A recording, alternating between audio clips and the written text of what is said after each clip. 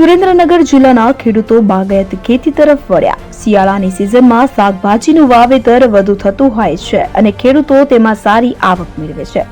ત્યારે સુરેન્દ્રનગર જિલ્લાના ખેડૂતો બાગાયત ખેતી તરફ આગળ વધ્યા છે અને રોકડિયા પાકની ખેતી કરીને સારી આવક મેળવી અને ખાસ કરીને વઢવાણી મરચાની માંગ ઠંડીની ઋતુમાં વધુ હોય છે।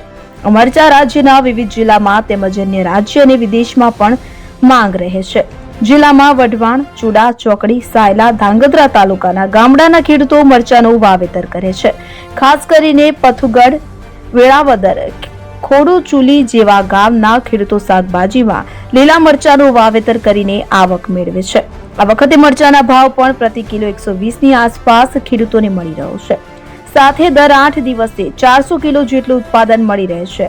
આ ખેડૂતો વઢવાણ માર્કેટિંગ યાર્ડ તેમજ શાકભાજીના હોલસેલ વેપારીને મરચાનું વેચાણ કરે છે, જ્યાંથી રાજ્યના વિવિધ જિલ્લામાં તેમજ અન્ય રાજ્યોમાં પણ જાય છે અને ખેડૂતો મરચા અને મરચાનું પાવડર કરે વેચાણ કરતા થયા છે।